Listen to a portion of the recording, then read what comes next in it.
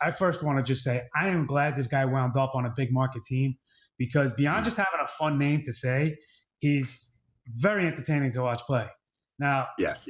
I don't necessarily know if it always translates to being a great fantasy player as much as it does just a good player for his team, in this case, the Mets, on a day-to-day basis. He is a constant threat in their lineup and is definitely a bat they've needed to have. But, we've seen all kinds of highs and lows with him over a predominantly steady 5-year career to date. I know that sounds like an oxymoron, but hear me out on this. His average has been anywhere between 293 and 240. That's a huge range. His home run totals have been between 35 and 22. His RBI totals have been between 105 and 80. And finally, he stole 16 bases in his first season, and he's never gotten to double digits again since that. I say all that to tell you this. He's a top 30 outfielder. He's just not a top 15 one. And that's currently how you're going to have to draft him if you want him on your team. His NFBC ADP right now is exactly outfielder 15 on the nose. He's the 60th player overall. That puts him in the 5th round. Again, I think he's a very good player. He's a very solid player. He's somebody I want on my team, but I don't think I want him as my number one outfielder. And that's what you're going to have to pay right now. Yeah, I think he's somebody, I'd probably take him as like my 2. Maybe the 3rd or 4th hitter that I grab. I like Cespedes. He's had back-to-back 30 home run seasons. He's been in the 280, 290 range. He seems like a guy that's well within his peak years right now. I think he loves playing in the big spotlight of New York. Oakland's Park does some damage to hitters, particularly with batting average. So I'm not going to read too much into that. I don't think he's going to run again, but I think he's one of these guys that if he's healthy, and I know that he spent a lot of time this offseason working on his legs. He said, well, that was one of the things that plagued him last year. He didn't have a whole lot of games played. I think he was around 130, 137, somewhere in that range. And if you can put it all together, this guy could hit 290, 35 home runs, driving 100 runs, score anywhere from 80 to 90 runs.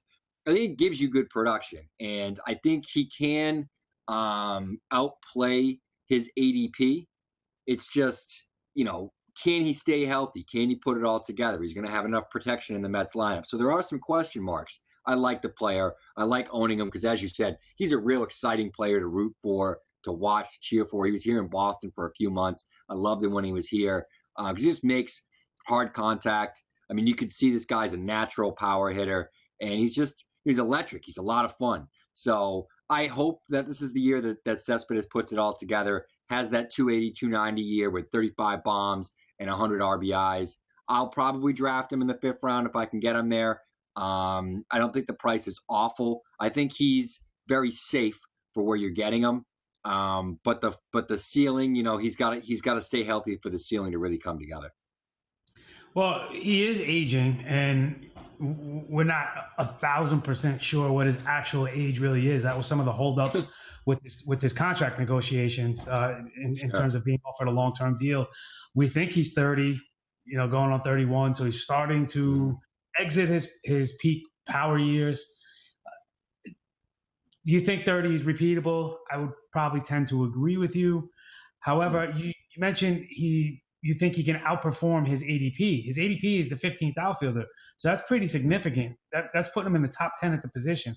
But my question to you before we move on from Cespedes is, with his age now increasing and his second half kind of swoon and tailing off last year for the Mets, some of it was obviously health related. Are you concerned at all that might be the warning sign that he is going to start to decline?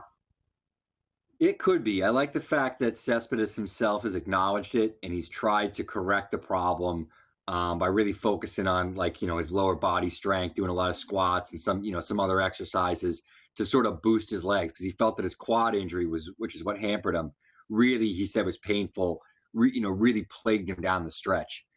We saw the kind of player this guy could be after getting traded to the Mets back in 2015, and he just exploded.